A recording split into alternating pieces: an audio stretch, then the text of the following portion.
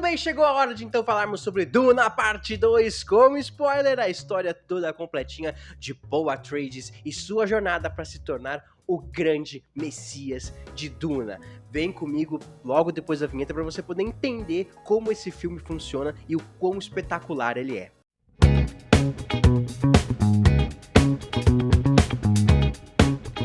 Sejam bem-vindos, nerds, bem-vindos ao Cofre Nerd, eu sou Giovanni Zola e estou aqui para falar mais uma vez sobre Duna Parte 2, agora com spoiler, explicando a história todinha dissecada para vocês do segundo filme, feito pelo Denis Villeneuve e protagonizado pelo Timothée Chalamet, a Zendaya, Florence Pugh, Josh Brolin, em um elenco sensacional, e é lógico, o Austin Butler. Mas antes, se você ainda não viu a nossa crítica sem spoiler, quer dizer que você não está inscrito no nosso canal. Então, por favor, vem aqui, se inscreve, aperta no botão aqui embaixo, se inscreva no canal e deixa o like nesse vídeo para que mais fãs de Duna possam assistir os nossos vídeos, beleza? E se você ainda não viu o filme, eu recomendo que você veja sim a nossa crítica sem spoiler, tá bom? Vou deixar aqui nos cards, tá? E depois volte nesse vídeo aqui para poder entender como é a história de Duna Parte 2, tá bom? E, por favor, se você ainda não tá ligado nos nossos projetos, na nossa cobertura do Oscar, que vai rolar dia 10 às 7 horas, tá bom? Lá junto com o pessoal, com o Joe Douglas, com a Marília, com a Nath, tá? É porque você não segue a gente no Instagram. Então siga lá, @cofrenerd, beleza? Agora vamos falar então sobre Duna Parte 2. Bom, gente, já avisando então que nesse vídeo tem spoiler, tá bom? Então se você ainda não assistiu, assiste nossa crítica sem spoiler, vai no cinema e depois vem aqui pra entender como é a história de Duna Parte 2. Mas se você não liga pra spoiler, já quer ir pro cinema entendendo tudo que vai acontecer, então segue com a gente aqui e se você já assistiu, vem também com a gente. Ó, então vamos começar, porque o Duna Parte 2 ele começa muito bem aonde o Duna 1 termina, né? Com o Paul e a mãe dele, a Jessica, encontrando os Fremen no deserto e ele meio que tentando ser aceito ali na tribo, né? Sabendo que o papel do Paul seria do Lisan al-Gaib, tá bom? Que é o grande Messias que irá liderar os Fremen de volta para o paraíso e tomar ali o seu planeta de volta dos Harkonnen, tá bom? E do grande império universal que é governado ali pelo imperador vivido pelo Christopher Walken, né?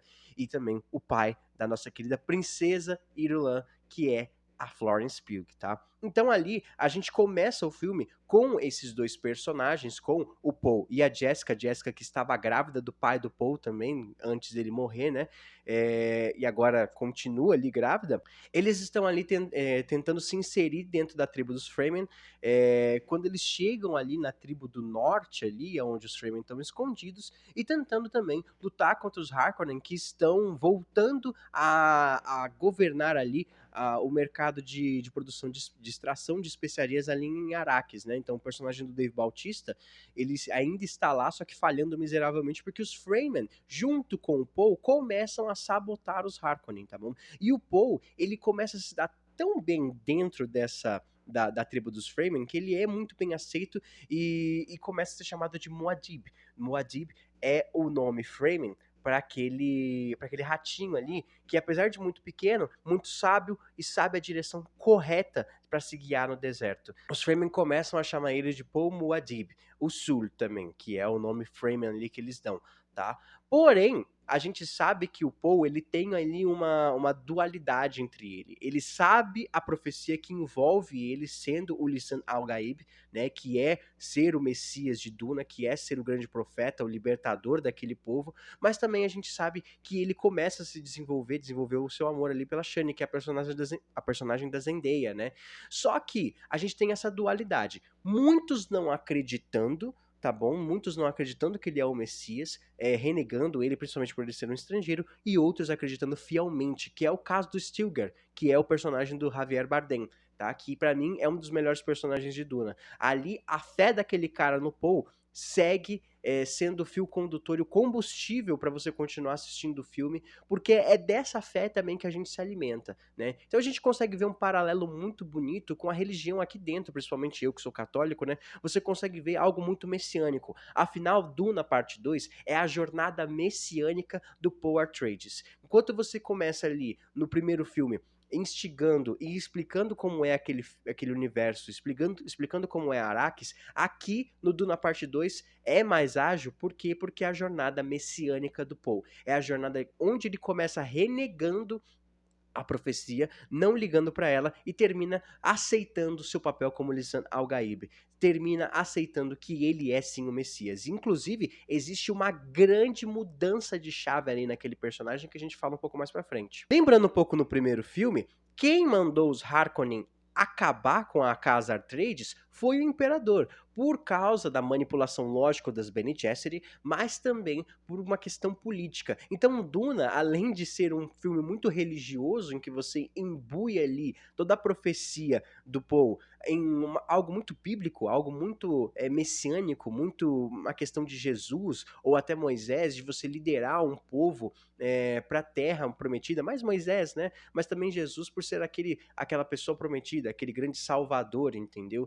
Você tem isso ali, muito bem colocado em Duna, principalmente na caracterização da areia, deserto, né? Lembra muito as histórias bíblicas, né? As passagens bíblicas, e também você tem uma questão muito política envolvendo toda a questão do imperador com as casas, tá bom? É tudo muito político. O imperador acabou com a casa Atreides por causa de política. As Bene Gesserit controlam tudo por causa de política. Elas manipulam todas as vertentes e ramificações do possível futuro, para que casas não sejam exterminadas, para que tudo esteja no controle delas, para que o mercado de especiarias não acabe, para que a continuidade daquele universo aconteça. Então a gente tem a divisão muito bem ali daquele povo, tá? A gente consegue falar um pouquinho sobre as Bene Gesserit, a gente tem uma divisão muito boa de Bene Gesserit com os Fremen, e também os Harkonnen, mas os Harkonnen a gente consegue...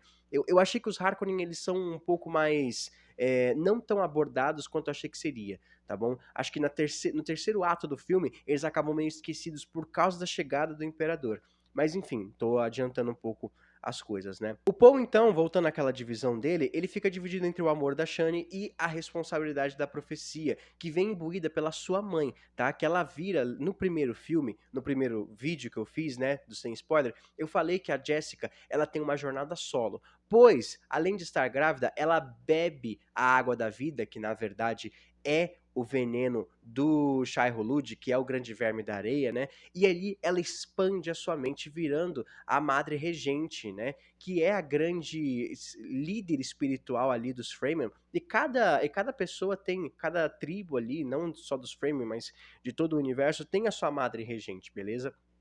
E ela começa a ver claramente o caminho que o Paul precisa seguir e o que ela tem que manipular como uma boa Bene Gesserit para que isso aconteça. Então veja só, apesar de todo o caminhar da Jessica, ela ainda é uma Bene Gesserit. Ela ainda tem o dedo na manipulação. Ela ainda consegue manipular os caminhos para que aqueles que não acreditavam no Paul passem a acreditar. E até o próprio Paul aceite a profecia. Mesmo ele achando que é errado, mesmo achando e achando que é errada. Mas ela tem, a Jessica, ela é aquela pessoa de atitudes muito questionáveis ali, de como ela vai fazer, do que ela vai fazer. Mas representando também que ela pode ser um da destruição derradeira ali, do medo que o Paul tem do futuro, pois ele vê que muitos irão morrer em seu nome, e talvez isso que seja ser o Lisan Al-Gaib, tá bom? Mas a Jessica tá representada nisso ali com essa visão do medo, porque é nessa visão que ele vê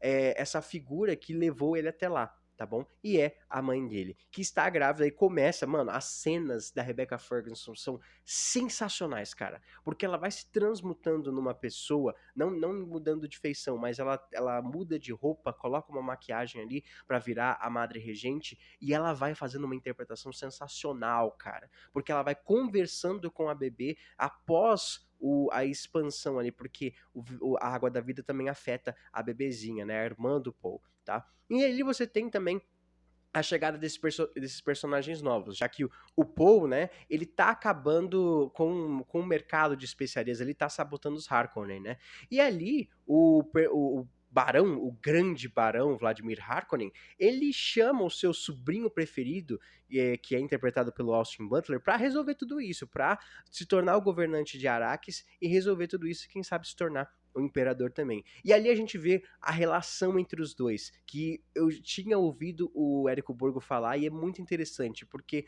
o Barão, ele tem uma preferência pelo seu sobrinho, que é o Austin Butler, que é o Floyd, eu não lembro o nome dele. Mas enfim, e é uma questão até mais obscena, parece mais carnal, apaixonada, entendeu? É uma coisa meio obscena. Parece que ele tem uma paixão pelo seu sobrinho que não é normal, né? Uma admiração que beira a paixão, a sedução, entendeu? E é muito estranho, porque ele fala um pouco. Tem uma hora até que eles se beijam ali, é muito bizarro esse mundo dos Harkonnen, tá bom? E ele vai ser o grande rival do Paul ali na luta final, entendeu? E tem outros personagens também que são muito bons, que é a Princesa Irulan, que ela tem um papel um pouco maior do que parece que ela tem nos filmes, tá? Que é a questão, ela começa narrando, mas ela é uma Bene Gesserit, ela é uma Bene Gesserit, e ali você tem o destino dela, que pode ser até destronar o seu pai, apesar dela não querer, tá bom? Quando você tem o Paul meio que assumindo esse papel messiânico dele, ele transcende ali a questão de ser um estrangeiro para finalmente virar um Fremen, para ser aceito por aquele povo, e principalmente todos os sinais começam a fazer com que aquele povo acredite que ele é o Lisan Al-Gaib, principalmente quando ele começa a montar um verme da areia enorme numa das cenas mais lindas de todas, tá bom? E você tem no final a grande aceitação do Paul. Ele tem uma caminhada muito longa, até para um filme de 3 horas, né? Quase 3 horas, de aceitação. Ele chega até o sul, onde a maior parte dos Fremen está, e a sua mãe o convence finalmente a beber o sangue do o veneno, né, do verme da areia, tá? Então, olha só, a jornada que começou do Paul lá atrás no filme como vingança, porque ele quer começar uma jornada de vingança para vingar o seu pai, se torna numa jornada messiânica, para se tornar aquele que ele deve ser, o Lisan Al-Gaib. E lembra que eu falei daquela mudança de chave? Acontece nessa hora. Eu tenho que torcer o braço pro Timothée Chalamet, que ele é um grande ator, tá? Eu não gosto muito dele, mas eu acho ele um ator talentosíssimo, tá bom? E você tem ali uma mudança muito severa do Paul, entre um garoto, um homem ali, um pouco mais calmo, um pouco mais passivo, mais interessado na cultura dos Fremen, para se tornar um líder até um pouco mais destemido, entendeu? E até um pouco temido, porque ele joga um pouco na cara dos Fremen algumas coisas que ele não concorda. Muito parecido com alguns papéis de figuras messiânicas ali, não só puxando para o catolicismo, tá bom? Cara, eu acho sensacional essa parte. E ali, o Paul, ele chama o imperador para Arrakis e ele planeja uma emboscada com todos os Fremens, junto com o personagem do Josh Brolin também, que reaparece, né? Essa batalha final ali, a gente tem os Fremen, o Paul e o personagem do Josh Brolin chegando e dominando toda o exército do imperador. Ele não tem a menor chance, os Fremen são os ninjas da areia, inclusive as cenas deles são maravilhosas, gente. Cenas de luta que eles saem da areia, que eles têm combate, é incrível. E ali chega a hora do Paul enfrentar o imperador. Ele fala, né, impõe também para as outras casas de que ele será o novo imperador, que ele vai casar com a princesa Irulan, tá? Renegando o amor, não renegando, mas abrindo mão do amor que ele tem com a Shani, que já tinha sido desenvolvido. Então a gente tem ali um triângulozinho amoroso, tá? Mas é a responsabilidade dele, porque afinal de contas, para ele se tornar, é o papel do Lisan Al-Gaib também se tornar o imperador do universo. Só que não seria fácil, não foi, porque ele teve que lutar contra o personagem do Austin Butler, que eu não lembro o nome dele, mas é Floyd, Feld, alguma coisa assim, tá? E cara, que luta sensacional. E esse personagem do Austin Butler, cara, como ele foi bom.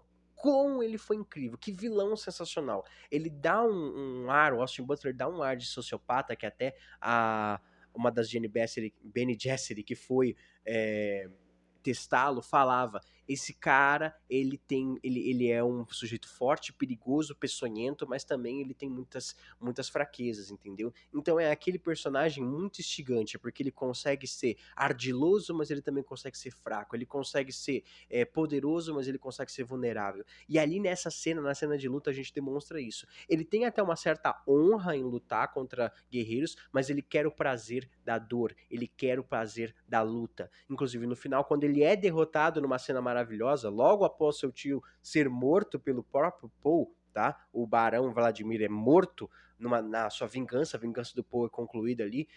Inclusive o Barão ele descobre que o Barão é o avô dele, tá bom? Porque ele é pai.